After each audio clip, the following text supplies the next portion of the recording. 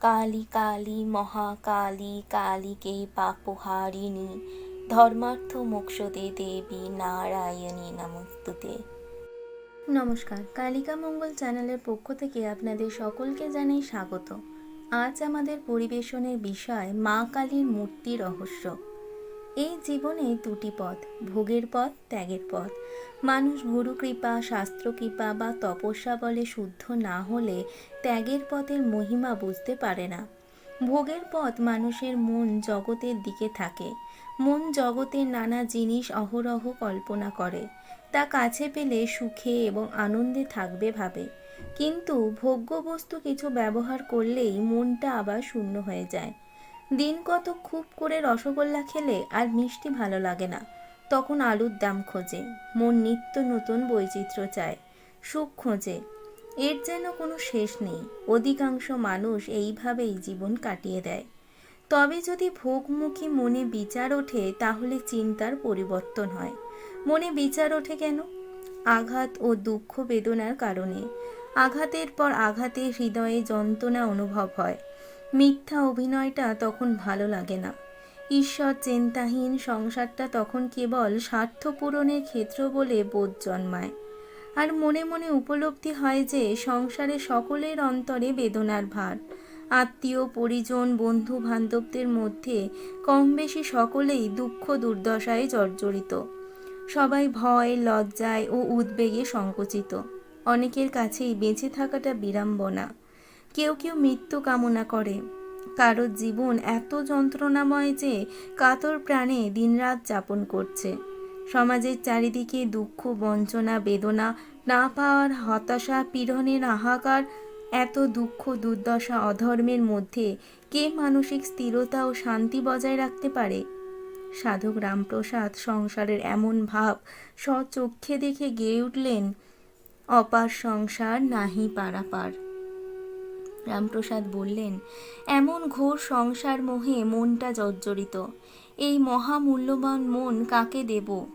নানা বিচার বিবেচনার পর তিনি মায়ের চরণেই মনটা সমর্পিত করলেন। আর যেই ধীরে ধীরে মনটা মাকে দিতে লাগলেন, অমনি মায়ের সঙ্গে তাঁর লুকোচুরি খেলা শুরু হয়ে গেল। তখন জীবনের অনেকটা পথ সাধক পার করে এসেছেন।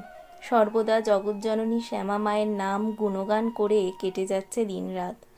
সংসার করেছেন অনেক দিন হলো। দুটি কন্যাও বেশ বড় হয়ে উঠেছে। মেয়ে দুটিও মায়ের মতো সাধক বাবার পরম প্রিয়।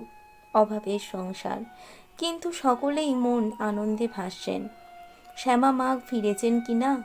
রামপ্রসাদের মুখকান্তি অপরূপ। কি দিব্য কমনীয় রূপ সর্বাঙ্গ, কি স্নেহপূর্ণ আখি যুগল। এক স্বর্গীয় জ্যোতি সর্বাঙ্গে খেলা করে যায়। যে দেখে সেই অবাক হয়ে চেয়ে থাকে। সাধকের অবশ্য জগৎ জীবন সম্বন্ধে কোনো হুঁশ নেই। তিনি মাতৃ নামে মাতৃপ্রেমে মাতোয়ারা। গদগদ চিত্র। এই সংসারের ডোরি কারে রাজা যার মা মহেশ্বরী, আনন্দে আনন্দময়ীর খাস তালুকে বসত করি। এমনই তার সর্বক্ষণের মনের ভাব। তবে রাজার খাস তালুক হালি শহর তখন জঙ্গলে ঘেরা। প্রসাদের ভিটেটা তখন ছিল অতীব নির্জন।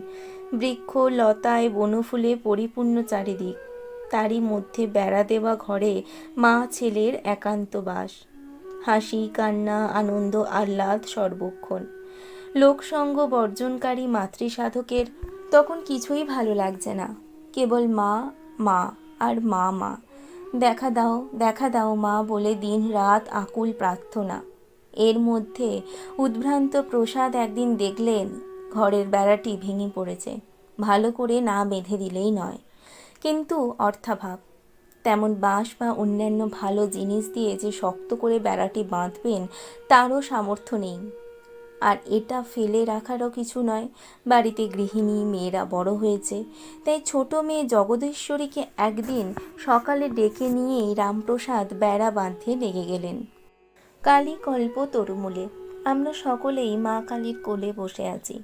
আমাদের দেহ মন ইন্দ্রিয় এবং জীবনের সমস্ত রকম সুখ দুঃখ আনন্দ বেদনা ঘৃণা ভালোবাসার অনুভূতি সৃষ্টি হয়েছে এটি গভীরভাবে উপলব্ধি করার জন্যই।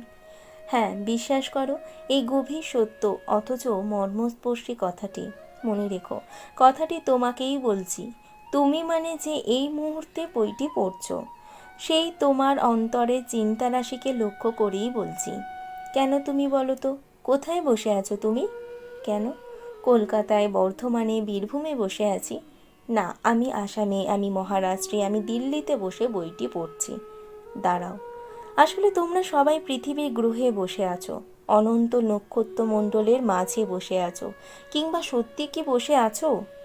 না, মানে আমরা আপেক্ষিক সত্যের কথা বলছিলাম। শোনো, আমি আপেক্ষিক চাই না, সরাসরি সত্য বলতে চাই, যা শুনলে মন অনন্তে প্রসারিত হয়, বুদ্ধি মার্জিত হয়, প্রাণ সর্বপ্রাণের সঙ্গে একাত্ম লাভ করে।